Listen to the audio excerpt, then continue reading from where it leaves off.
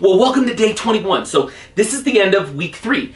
And if for some reason you haven't been able to watch a video every single day for the last 21 days, no worries. We're still on day 21 of your 100-day results challenge. If you take a weekend off here or there, it's okay. The focus is I want you to create a track record of positive results being achieved almost every day, hopefully every day for 100 days.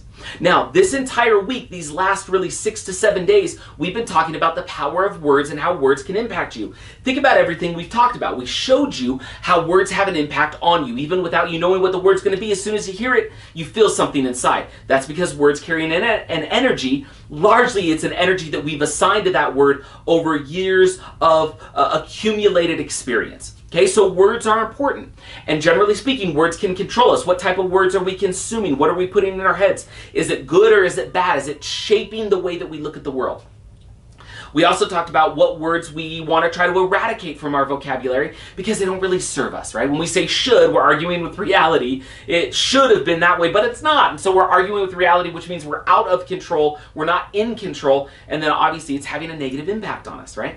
So, and then we started to talk about what can we do to shift our language patterns to make them more positive. And yesterday we wrote down affirmations. And these 10 affirmations are really important. But today I want to talk to you about the weakness of affirmations. See, I've heard from a lot of people that the way you create affirmations is you say something as though it already is, even though it's not. So for example, let's go back to the millionaire one.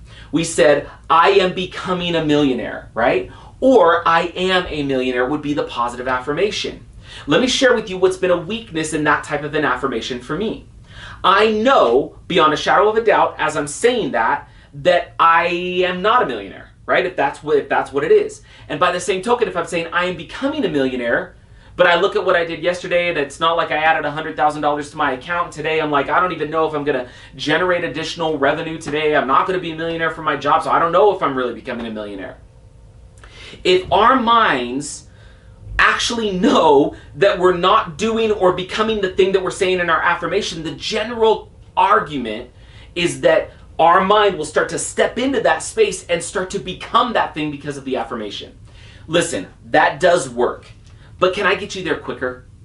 Here's what I want you to do. Instead of just reading your affirmations, I want you to take your affirmations and we're going to do something with them. We're going to do something with them so that you can go to work on them right away. So that you don't just have to read them and say them for 100 days and maybe you see a result, maybe you don't. We're going to start to create a result with them immediately and today. I want you to take your 10 affirmations and here's what I want you to do. I want you to create a question for each one.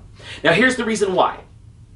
If I said, I'm going to share with you the single most important factor to success in your life and generating money tomorrow, and then I never shared with you what that one thing was, your mind the entire time would be going like, wait, what's the one thing you said you were going to say? Because our mind has this desire to close a loop.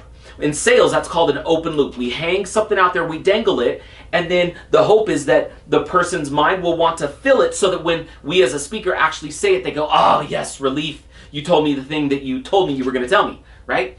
That open loop works in your brain. It's why it works in sales, and it works in real life.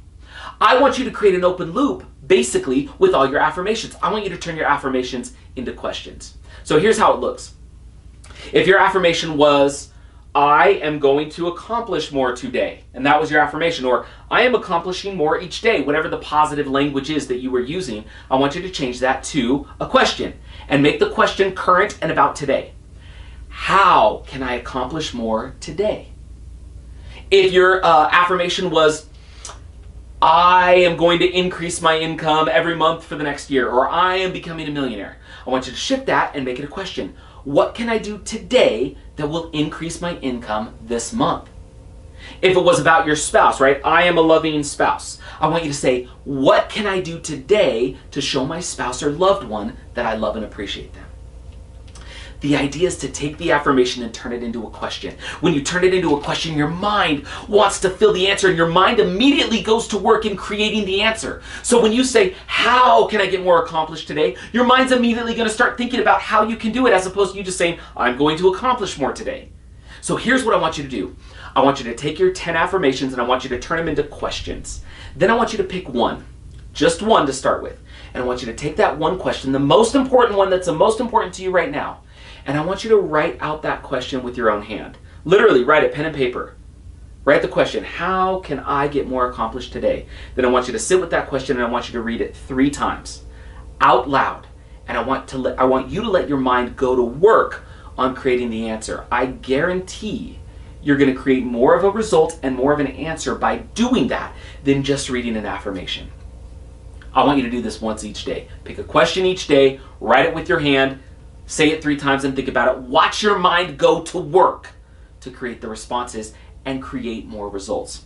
So we're going to conclude the segment on words. I hope you see how words impact you, and I hope that you started to change your language pattern and eradicate words that do not serve you well, and started to do things with language that will help you to achieve more results. It will have a massive impact on you, just like your shift in time had a massive impact on you. So for now, we'll say bye-bye, and we will see ya on day 22.